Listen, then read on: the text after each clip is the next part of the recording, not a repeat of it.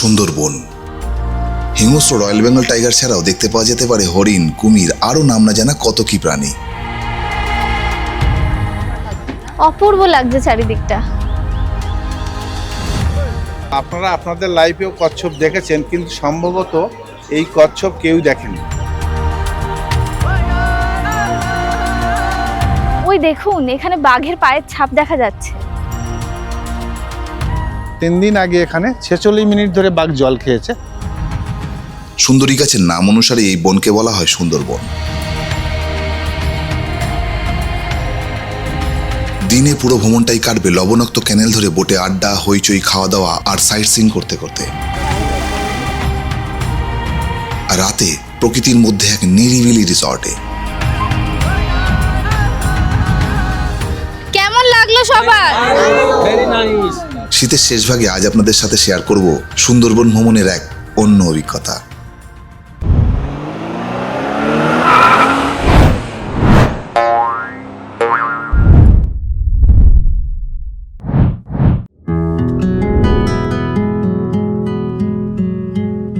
সারা বিশ্ব থেকে বহু মানুষ আসে পশ্চিমবঙ্গের প্রকৃতির আসল সৌন্দর্য অনুভব করতে। সুন্দরবন ভ্রমণ কিন্তু তাদের মধ্যে অন্যতম। শীতের শেষ ভাগে ঘন ম্যানগ্রোভের অরণ্যের মধ্যে থেকে সুন্দরবন ভ্রমণ করা একটা আলাদাই মাত্রা এনে দেয়। বাঙালি প্রকৃতিপ্রেমীদের ঘরোয়া লিস্টে কিন্তু সুন্দরবন থাকবেই। আজ আমাদের পালা। আমাদের এই সুন্দরবন ট্যুরটা প্যাকেজটা অ্যাকচুয়ালি কাস্টমাইজ করেছে পরিযায়ী রিসর্ট অ্যান্ড ট্যুরিজম। তো ওদেরই কোনো লোক এই ক্যানিং স্টেশনের বাইরে নিশ্চয়ই রয়েছে আমাদের রিসিভ করার জন্য। তো প্রথমে আমরা ওদের সাথে মিট করে নেব, চলুন। বনবিবি মন্দিরের সামনে থেকেই ওই অটোগুলো ধরেই যেতে হবে সোনাখালি ঘাট। এই যে পরিযায়ী ট্রাভেলসের ফ্লেক্স নিয়ে দাঁড়িয়ে আছে, তো ওনার সাথেই আমরা এগোবো সমগ্র ট্যুরের জন্য। ক্যানিং শহরকে ছেড়ে আমরা চলছি সোনাখালি ঘাটের দিকে।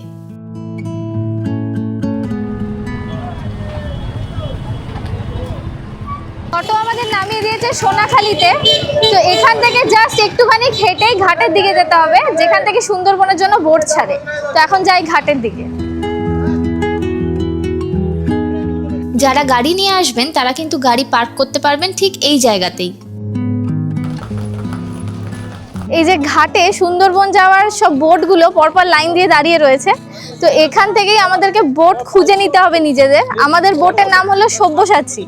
তো দেখি এখন কোথায় রয়েছে ওই বোটটা, আমরা উঠে পড়বো বোটে।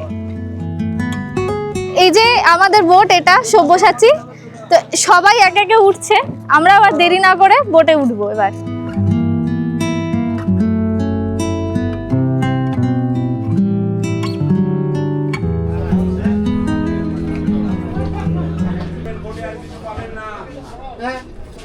বোটে উঠেই আমি হাতে পেয়ে গেলাম গরমা গরম লুচি, আর সাথে রয়েছে আলুর দম আর একটা মিষ্টি।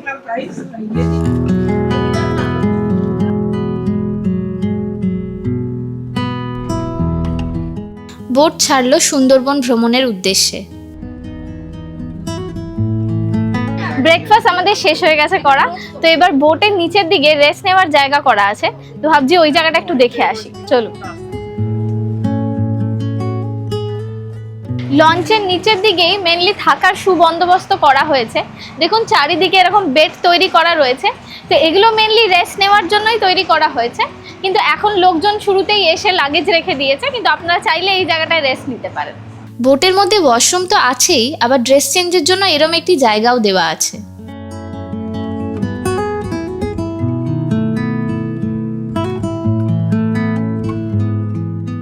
আমি এখন চলে এসেছি কিচেনের মধ্যে।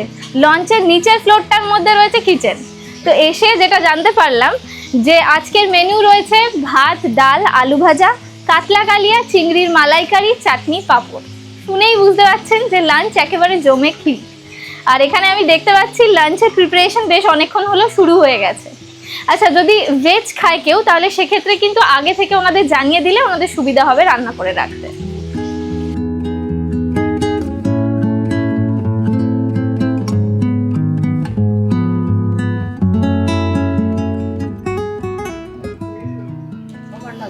অপূর্ব লাগছে চারিদিকটা।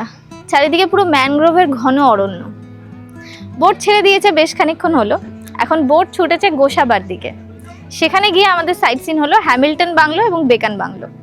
এই বেকন বাংলোতে কিন্তু কবিগুরু রবীন্দ্রনাথ ঠাকুরও এসেছিলেন।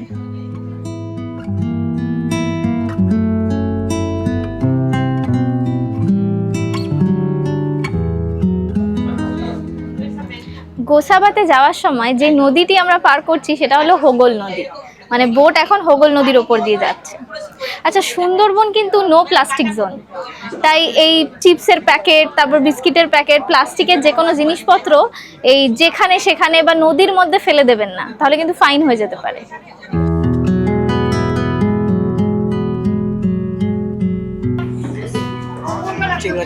আচ্ছা, থ্যাংক ইউ। আচ্ছা, বোটের মধ্যে কিন্তু ওনারা একেবারেই পেট খালি রাখতে দেবে না, কারণ এখন আমাদের হাতে চলে এসেছে চিংড়ি মাছের পকোড়া। এরকম কন্টিনিউ স্ন্যাক্স আইটেম চা চলতেই থাকবে লাঞ্চের আগে, মানে ব্রেকফাস্ট ডান, তারপরেও চলছে এসব স্ন্যাক্স কন্টিনিউ। আমাদের বোট এবার ঢুকছে গোসাবায়।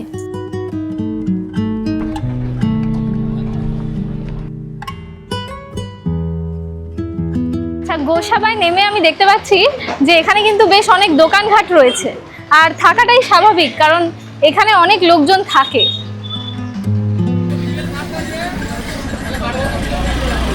এটা হচ্ছে আপনার হ্যামিল্টন বাংলো।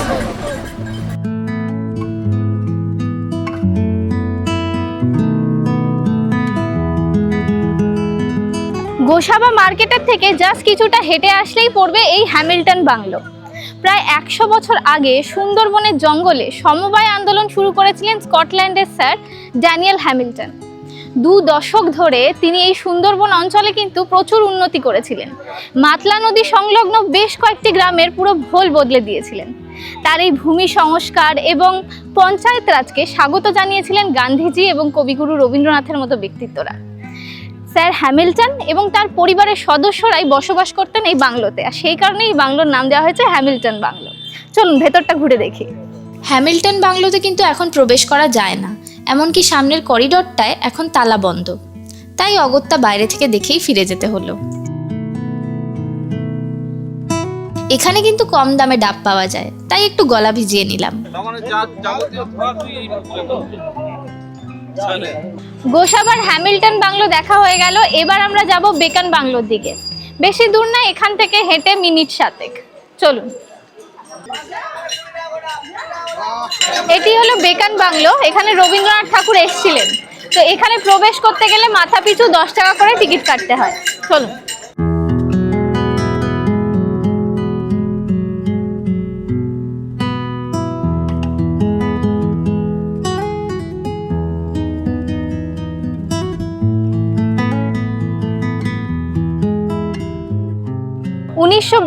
সালের 29শে ডিসেম্বর স্যার হ্যামিল্টনের আমন্ত্রণে কবিগুরু রবীন্দ্রনাথ ঠাকুর সুন্দরবন যাত্রা করেন এবং প্রথম পদার্পণ করেন এই সুদৃশ্য কাঠের বাংলো বেকন বাংলোতে।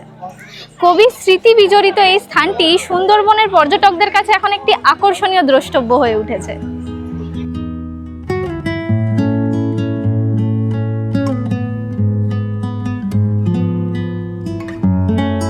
ভেতরে অন্ধকারে রবীন্দ্রনাথ ঠাকুরের একটিমাত্র ছবি ছাড়া আর কিছুই দেখতে পেলাম না। বেকন বাংলোটা ঘুরে ফেললাম, এবার আমাদের বোটে ফেরার পালা। দারুণ লাগলো কিন্তু ভেতরটা, আর এক্সটেরিয়র পার্টটা খুব সুন্দর।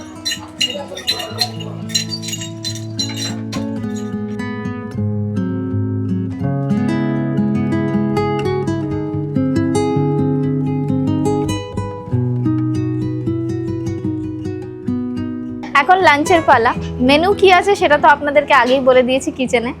তো এখন ভাত পড়ে গেছে পাতে, এরপর ডাল, আলু ভাজা সব অ্যাকর্ডিংলি চলে আসবে। এখন ঝটফট খাওয়া স্টার্ট করি আর খাওয়াটা এনজয় করি।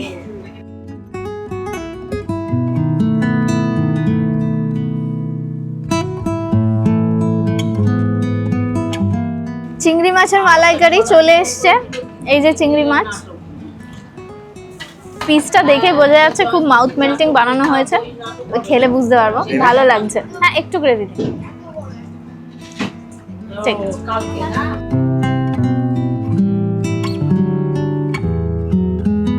খাওয়া জাস্ট শেষ হলো আমাদের। তো ওনারা আমাদের কমলা লেবু দিয়েছেন, মানে ওনারা এক এক দিন এক একটা ফল দেন খাবার পর। আজকে কমলা লেবু। সমগ্র সুন্দরবন ভারত এবং বাংলাদেশ নিয়ে সম্মিলিতভাবে বিস্তৃত। সেই সুন্দরবনেরই 3 ভাগের 1 ভাগ অংশ রয়েছে ভারতের মধ্যে। বিশ্বের সব থেকে বড় মানে বৃহত্তম ম্যানগ্রোভের অরণ্য হলো সুন্দরবন। 1997 সালে ইউনেস্কো ওয়ার্ল্ড হেরিটেজ সাইট এবং রয়্যাল বেঙ্গল টাইগারের একমাত্র ঠিকানা হিসেবে ভূষিত হয় আমাদের এই সুন্দরবন।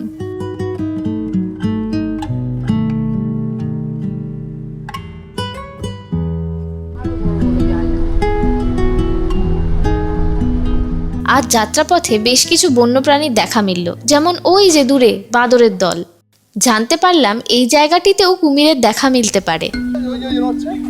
ও হ্যাঁ হ্যাঁ হ্যাঁ, কাদার মধ্যে।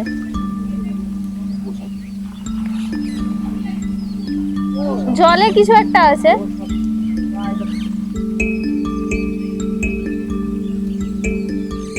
এইভাবেই সাইট সিন করতে করতে আমরা এবার পৌঁছবো আমাদের থাকার জায়গায়।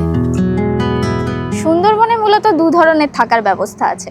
একটা হলো হাউস বোটে থাকা। সেক্ষেত্রে হাউস বোটের ভেতরটা কিরকম সেটা আপনাদের আগেই দেখিয়েছি।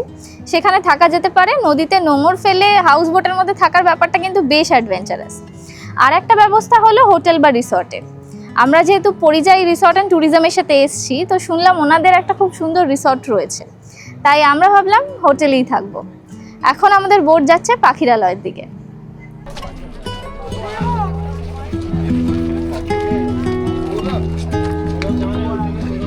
এই 2 দিন রাতে আমরা পাখিরালয়ের পরিযায়ী রিসর্টেই থাকব।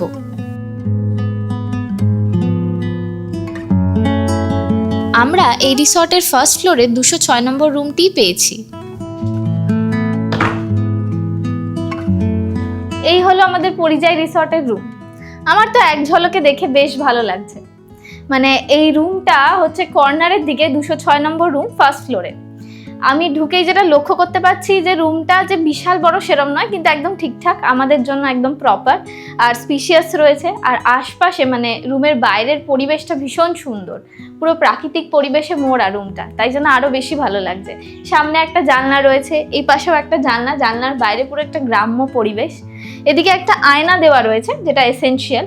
একটা টেবিল রয়েছে, তো যা জিনিসপত্র আপনি রাখতে পারেন। এছাড়া বেড তো আপনি দেখতেই পাচ্ছেন, একটা বড় বেড দিয়েছে। আর লাইটস, ফ্যান সবই রয়েছে।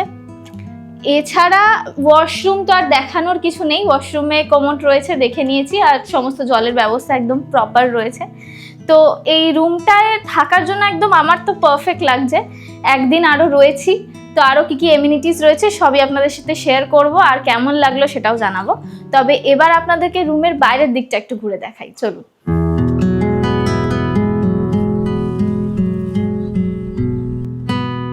এই হলো পরিযায়ী রিসর্টের এক্সটেরিয়র পার্টটা, ভীষণ সুন্দর। মানে চারিদিকে বিভিন্ন রকমের বাহারি গাছ, ফুল গাছ দিয়ে সাজানো গোছানো। আর তার চেয়েও আর একটা সুন্দর জিনিস আমি লক্ষ্য করলাম, সেটা হলো এই এক্সটেরিয়র পার্টেরও বাইরের অংশেতে চারিদিকে রয়েছে চাষের জমি, মানে মূলত ধান চাষের জমি এগুলো। কিন্তু ধান চাষ তো হয়ে গেছে, ধান তুলে নিয়ে চলেও যাওয়া হয়ে গেছে, কিন্তু এখন যে অবস্থায় পড়ে রয়েছে জমিটা, সেটা কিন্তু আমাদের রুম থেকে যে ভিউটা আমরা পাচ্ছি সেটা অপূর্ব লাগছে দেখতে, খুব সুন্দর লাগছে চারিদিকটা। তো ওই দিকে আরও অনেক কিছু আছে, চলুন ওই দিকটা একটু ঘুরে দেখি।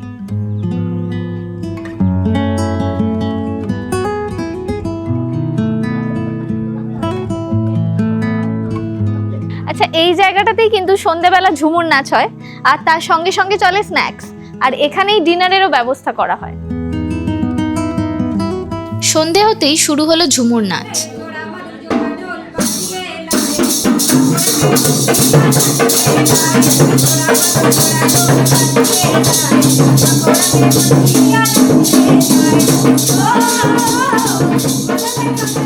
এদিকে স্ন্যাক্স চলে এসছে হাতে, এদিকে ঝুমুর নাচও স্টার্ট হয়ে গেছে।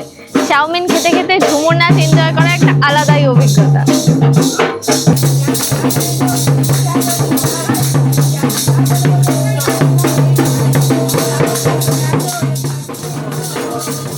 আমি আর থাকতে না পেরে ওদের সাথে তাল মেলালাম।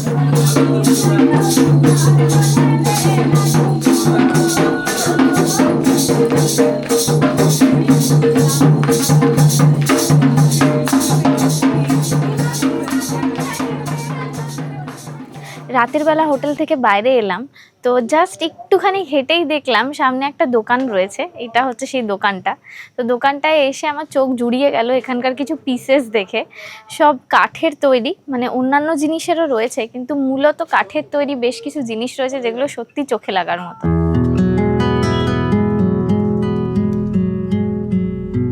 ঘুরতে ঘুরতে বুঝতে পারলাম ডিনারের টাইম হয়ে গেছে।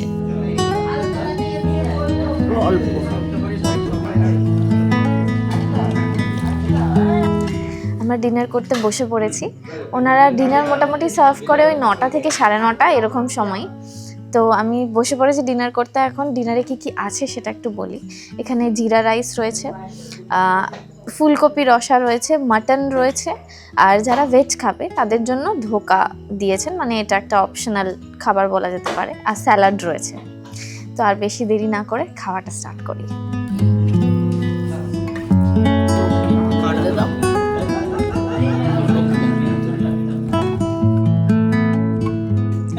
ডিনার ডান। খাওয়া দাওয়া কিন্তু খুব টেস্টি ছিল, মানে রাতের খাবারটা একেবারে জমে গেছিল। যাই হোক, এবার রেস্ট নেওয়ার পালা। কালকের দিনটা কিন্তু খুব ইম্পর্ট্যান্ট একটা দিন, কারণ সুন্দরবন ভ্রমণের কালকে সেকেন্ড দিন। কালকে ম্যাক্সিমাম সাইট সিনগুলো করবো আমরা। তো আজকের মতো এখানেই টাটা, কালকে আবার দেখা হবে আপনাদের সাথে।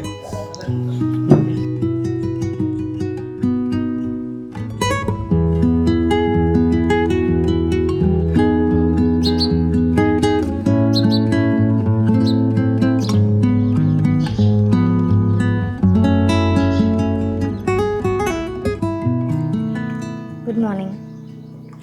আজকে সুন্দরবন ভ্রমণের সেকেন্ড দিন।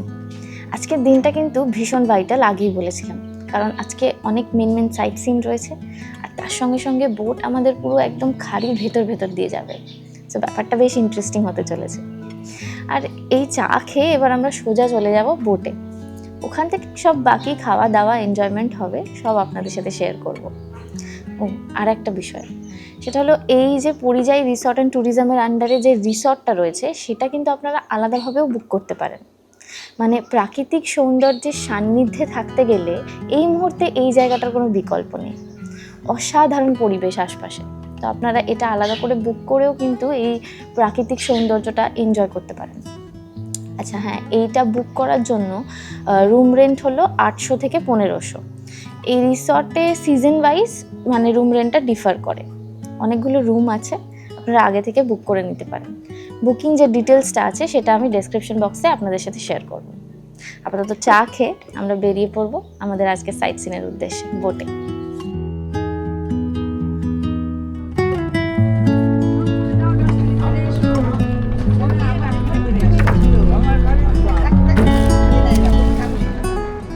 আমাদের বোট ছেড়ে দিয়েছে সুন্দরবন ভ্রমণের দ্বিতীয় দিনের উদ্দেশ্যে। তো বোটে উঠে যেটা জানতে পারলাম, আজ আমাদের নিয়ে যাওয়া হবে সজনেখালি, সুধন্যখালি, দোবাকি ওয়াচ টাওয়ার, ঝড়খালি যথাসম্ভব, আর বেশ কয়েকটা খাড়ি, যেটা আপনাদেরকে আগেই বলেছি যে বোট পুরো খাড়ির ভেতর দিয়ে যাবে।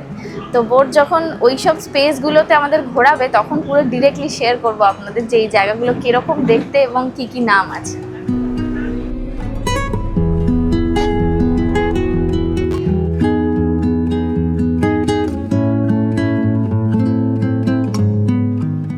বোট আমাদের এবার সজনেখালি ঢুকছে। সজনেখালি থেকেই কিন্তু আমাদের ফরেস্ট গাইড থাকবে।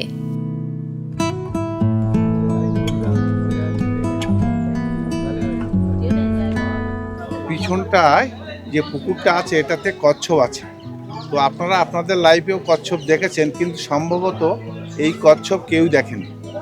তার কারণ 1990 সালে এই প্রজাতির কচ্ছপ সারা পৃথিবীতে মাত্র 22 পিস ছিল।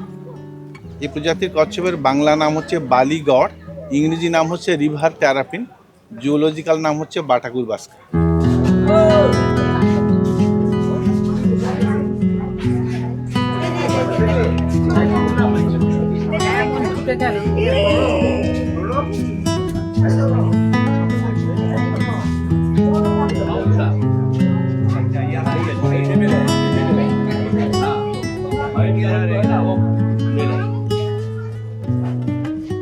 এখানে একটা কুমির আছে, ওই যে দূরে। এইটা হলো সজনেখালি টাওয়ার। তো আমরা এখন ওপরে উঠবো, দেখি কি কি দেখা যায় ওপর থেকে।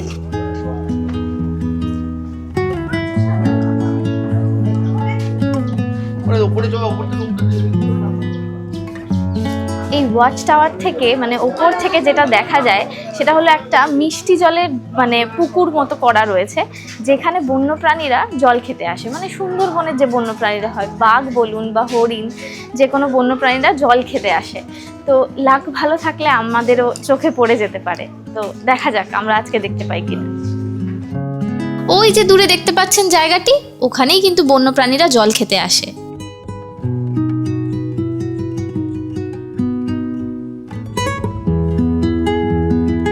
এটি হলো সুন্দরী গাছ, ট্যুরিস্টদের চেনানোর জন্য মার্ক করা রয়েছে।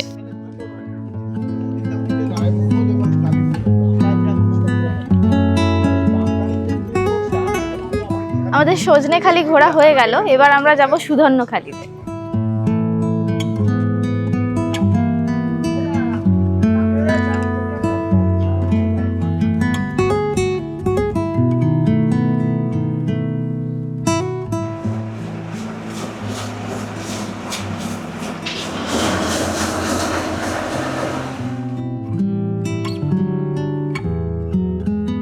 বোটে উঠেই দেখছি যে ব্রেকফাস্ট রেডি হয়ে গেছে। আজকের ব্রেকফাস্টে রয়েছে নানপুরি, চানা মশলা আর মিষ্টি। তো এখন আমরা ঝটপট ব্রেকফাস্টটা সেরে ফেলি।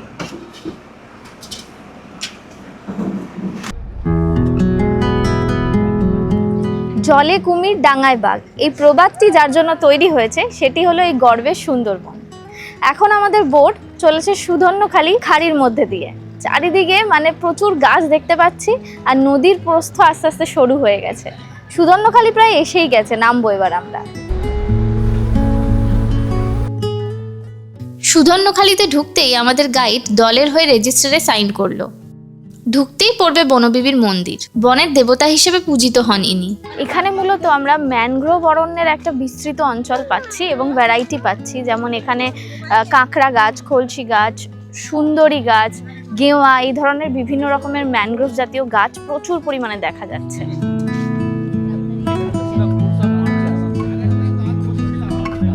এখানেও দেখছি একটা ওয়াচ টাওয়ার রয়েছে, তো যাই ওপরে গিয়ে দেখি।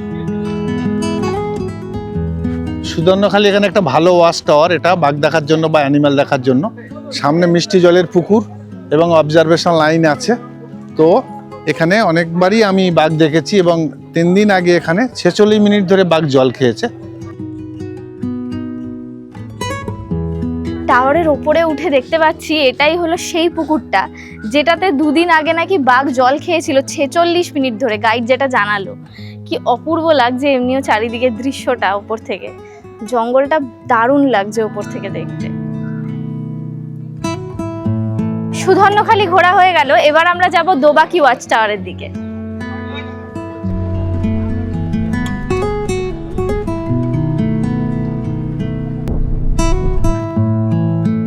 এখন আমাদের বোট যেখান দিয়ে যাচ্ছে এটাকে বলা হয় বনবিবি ভরানী। এবার এটা কিন্তু কোনো খাড়ি নয়, একটা খাড়ি থেকে আরেকটা খাড়ির মাঝে যে জংশনটা রয়েছে সেটাকে বলা হয় বনবিবি ভরানী। তো এই আশপাশ থেকে মানে যেতে যেতে দেখতে পাচ্ছি অনেক সরু সরু ক্যানেল রয়েছে। এরকম আরও অনেক ক্যানেল পেরিয়ে এসছি আমরা, যেখানে আমাদের অ্যাকচুয়ালি যাওয়ার পারমিশন নেই। যেরকম এই ক্যানেলটা, কি সুন্দর লাগছে এই জায়গাটা।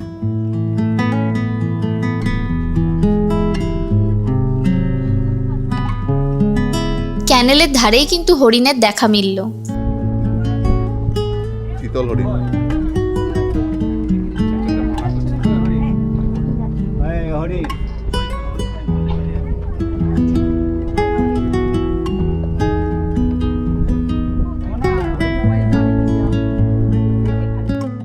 জঙ্গলের নিচের অংশ সাদা হয়ে যাওয়ার কারণ জোয়ারের ফলে নোনা জলের ছাপ। বোটে এখন আমাদের স্ন্যাক্স চলছে। তো দুটো অপশন রয়েছে, নন ভেজের জন্য রয়েছে আমুদি মাছ ভাজা, আর ভেজদের জন্য রয়েছে ফ্রেঞ্চ ফ্রাই। আমি কিন্তু আমুদি মাছ ভাজাই বেছে নিলাম। আমাদের বোট চলেছে এখন হেতাল জঙ্গলের ধার ধরে। জানতে পারলাম এই জঙ্গলকেই বাঘিনী তার প্রসবের জন্য উপযুক্ত বলে মনে করে। আমরা এখানে বাঘ দেখতে পাইনি, তবে কয়েকদিন আগে এই জঙ্গলের ধারেই এই বাঘটিকে দেখা গিয়েছিল।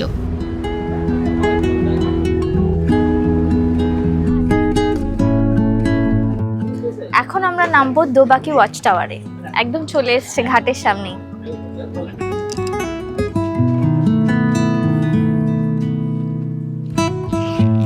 সুন্দরবন অভিযানের প্রাকৃতিক পরিবেশ হোক বা বন অভিযানের ক্ষেত্রে দোবাকি ওয়াচ টাওয়ার কিন্তু অন্যতম। প্রায় 496 মিটার পথ চলা এই অঞ্চলটার মধ্যে দিয়ে চারিদিকে ফেন্স রয়েছে, আর দুপাশে প্রাকৃতিক পরিবেশ তো রয়েইছে, তার সঙ্গে রয়েছে বন্যপ্রাণী দেখার সৌভাগ্য। তবে সেই সৌভাগ্য আমাদের হবে কিনা সেটাই দেখার বিষয়। এই জায়গাটায় বিভিন্ন রকমের গাছ আছে, আর তার মধ্যে মাটিতে দেখতে পাচ্ছি প্রচুর পায়ের ছাপ রয়েছে। ওই দেখুন, এখানে বাঘের পায়ের ছাপ দেখা যাচ্ছে।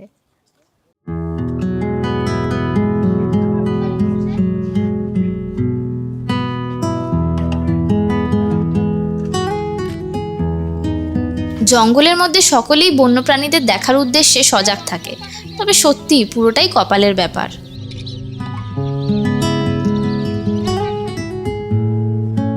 এখানেও একটি মা বনবিবির মূর্তি দর্শন করে বোটের দিকে গেলাম। দোবাকি ওয়াচ টাওয়ার দেখে আমরা বোটে উঠে পড়লাম। তো জায়গাটা বেশ ভালো লাগলো, আর বোটে উঠে দেখতে পাচ্ছি যে পুরো লাঞ্চের ব্যবস্থা করে ফেলেছেন ওনারা। অ্যাকচুয়ালি আজকের মেনুতে দারুণ বেশ কিছু আইটেম আছে, বেশ মাউথ মেল্টিং। তাই আমিও আর লেট না করে লাঞ্চটা সেরে ফেলবো, তার আগে একটু ফ্রেশ হয়ে নিই।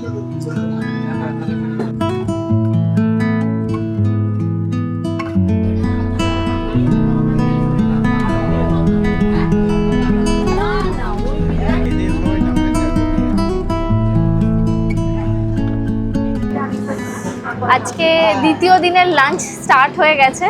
মানে এই যে ভাত পড়ে গেছে, লেবু চলে এসছে। আগেই বলেছিলাম যে দ্বিতীয় দিনের লাঞ্চটা কিন্তু এক্সট্রিমলি স্পেশাল, কারণ এটায় অনেক মাউথ মেল্টিং আইটেম রয়েছে। যেমন ভাত, ডাল, আলু ভাজা তো রয়েছে, কিন্তু স্পেশাল যে দুটো আইটেম সেটা হলো সর্ষে পাবদা আর ভেটকি কালিয়া, আর শেষ পাতে চাটনি পাঁপড় তো রয়েছে।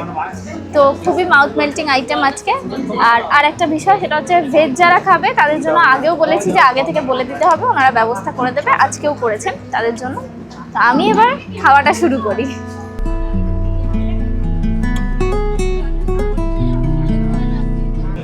এই যে পাতে পড়ে গেছে সর্ষে পাবদা, আইটেমটা অবভিয়াসলি মাউথ মেল্টিং, আর পিসটাও বেশ বড়। এবার আমি ঝটপট খাওয়া স্টার্ট করি।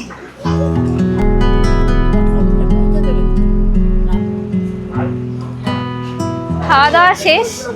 খাওয়া অ্যাকচুয়ালি শেষ হতে না হতেই শুনলাম যে আমরা চলে এসেছি ঝড়খালিতে। ঘাট একেবারে সামনে চলে এসছে, এবার নামবো ঝড়খালি।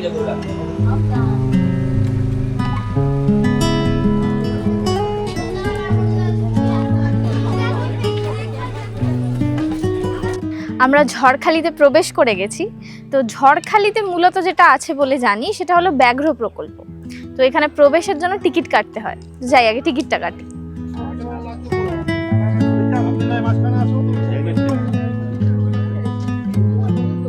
ভেতরে ঢুকেই দেখতে পেলাম একটি ময়ূরকে। এখানে কুমির প্রকল্পও রয়েছে, ভেতরে এসে জানতে পারলাম এটা। এখানে কুমিরদের প্রজনন করানো হয়, আর শুধুমাত্র তাই নয়, কোনো কুমির যদি অসুস্থ থাকে তাদেরকে রেস্কিউ করে এখানে সুস্থ করে আবার রিলিজ করে দেওয়া হয়।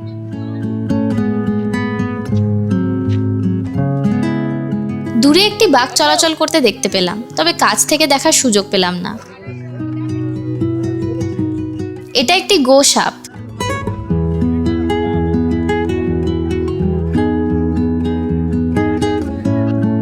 ঝড়খালি তো ঘোরা হয়ে গেল, এবার আমাদের ফেরার পালা। তো এখন আমরা রিসর্টে ফিরবো, তাই চলুন বোটে যাওয়া যাক।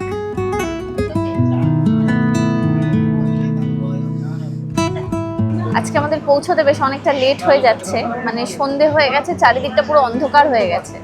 বাইরের দিকে চোখ রাখলে কিছুই দেখা যাচ্ছে না, ডিপ ডেন্স অন্ধকার। যাই হোক, সন্ধে যেহেতু হয়ে গেছে তাই হাতে টিফিনও চলে এসছে। আজকে স্ন্যাক্সে রয়েছে পকোড়া, চিকেন পকোড়া, আর ভেজদের জন্য ভেজ পকোড়া, আর সঙ্গে রয়েছে কফি। দারুণ কম্বিনেশন। আজ ফিরতে একটু লেট হয়ে গেল, ফ্রেশ হতে না হতেই ডিনারের ডাক পড়ে গেছে। তাই দেরি না করে যাই গিয়ে ডিনারটা সেরে ফেলি। ডিনারে বসে পড়লাম। তো খাবার সার্ভ করা স্টার্ট হয়ে গেছে। আজকে সুন্দরবন ভ্রমণের সেকেন্ড দিনের ডিনার চলছে। মেনুটা একটু আপনাদের বলে দিই। আজকে রয়েছে ফ্রাইড রাইস, চিলি চিকেন আর আলুর দম। ভেজ যারা খায় তারা তো আলুর দম খাবেনই, যারা ভেজ নয় তারাও পাচ্ছেন। সুতরাং আজকে খাবারটা একদম জমে গেছে, খাওয়াটা স্টার্ট করি এবার।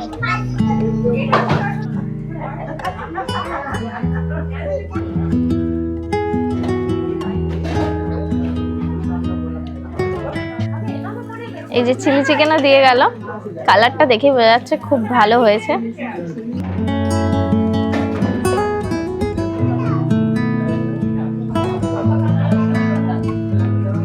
ডিনার শেষে কুয়াশা ভরা ঘুটঘুটে অন্ধকারে সময় না কাটিয়ে ঘুমোতে গেলাম।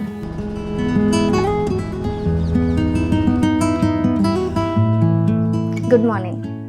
আজকে ভোরবেলা ঘুম থেকে উঠে দেখি চারিদিকে পুরো কুয়াশা ভরে গেছে, তবে এখন বেলা বেড়েছে, রোদ হয়ে গেছে। যাই হোক, আজ ফেরার পালা, মানে শেষ দিন, অর্থাৎ তৃতীয় দিন। আমাদের প্যাকেজটা সম্পর্কে আপনাদেরকে একটু বলে দিই। এই পরিযায়ী রিসর্ট অ্যান্ড ট্যুরিজমের সাথে আমাদের থাকা, খাওয়া এবং সাইট সিন মিলিয়ে 3000 করে প্যাকেজটা পড়েছে। আর ওনারা আমাদেরকে কথা দিয়েছেন যে যদি আপনারা আমাদের চ্যানেলের মাধ্যমে ওনাদের সাথে কন্ট্যাক্ট করে ঘুরতে আসার প্ল্যান করেন, তাহলে সেক্ষেত্রে মাথাপিছু কিছু টাকা ডিসকাউন্ট পেয়ে যাবেন। আর এই প্যাকেজটা থাকবে ইলিশ উৎসবের ঠিক আগে পর্যন্ত। যাই হোক, এখন বেরোতে হবে, শেষ দিনের মজাটুকুই নেই। এখানে আরও কতগুলি প্যাকেজ আছে, যেমন অ্যাডভেঞ্চারাস প্যাকেজ, ফটোগ্রাফি প্যাকেজ। সেক্ষেত্রে ফোন করে কথা বলে নিতে হবে।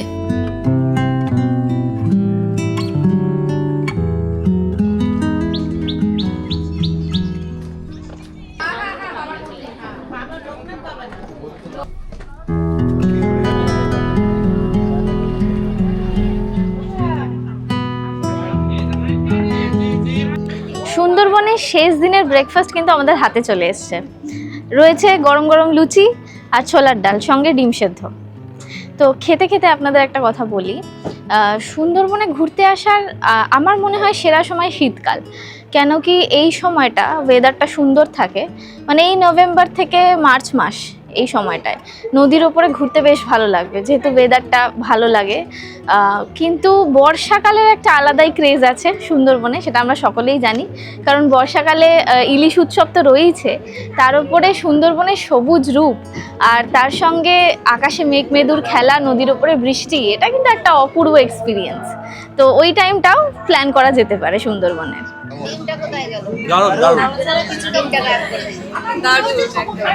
দারুণ খাওয়া দাওয়া, সমস্ত বন্দোবস্ত খুব ভালো, কেন অথেন্টিক, মানে বাড়ির মানুষ ফিল হবে। বেশ কিছুক্ষণ হলো আমাদের বোট একেবারে সুন্দরবনের জঙ্গলের গা ঘেঁষে যাচ্ছে, আর এখন আমাদের ডেস্টিনেশন হলো লোকনাথ বাবার মন্দির।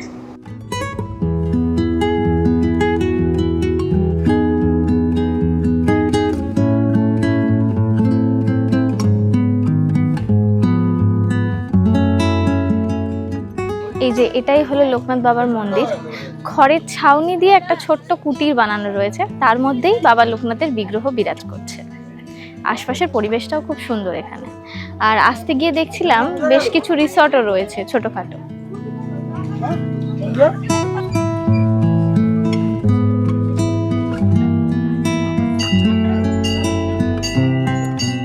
কেমন লাগলো সবার? Very nice.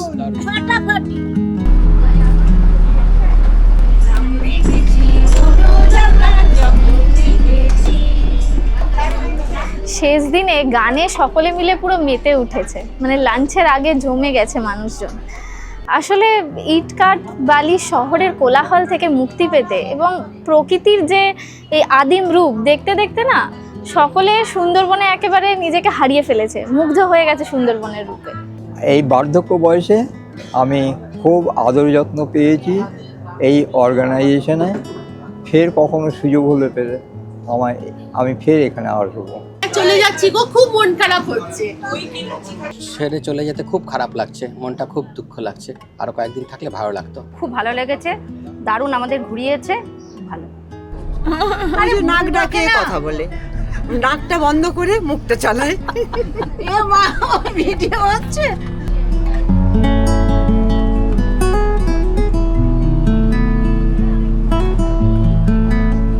কিভাবে আসতে হবে সুন্দরবন? আমরা যেভাবে আসলাম, মানে শিয়ালদা থেকে দক্ষিণ শাখার ট্রেন ধরে চলে আসলাম ক্যানিং, তারপর সেখান থেকে সোনাখালি বা গদখালি হয়ে বোটে। তো সেভাবে তো আসতেই পারেন। তাছাড়া যদি আপনারা বাসে আসতে চান তাহলে কলকাতায় ধর্মতলা থেকে ক্যানিংয়ের বাস পেয়ে যাবেন। তো বাসে করে চলে আসুন, অ্যাজ ইউজুয়াল সোনাখালি বা গদখালি নেমে বোটে আসতে হবে আপনাদের। আর যদি আপনারা সড়ক পথে আসতে চান মানে পার্সোনাল কারে, তো সেক্ষেত্রে আপনাদেরকে বাসন্তী হাইওয়ে হয়ে আসতে হবে এই সোনাখালি বা গদখালিতে, তারপর কার পার্ক করে চলে আসতে পারেন বোটে।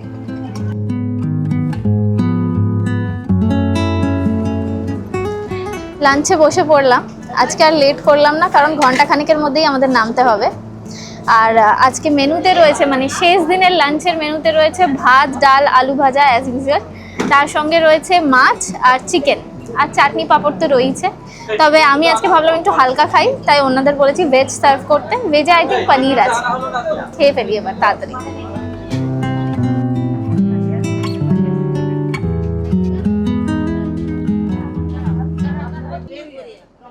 পরপর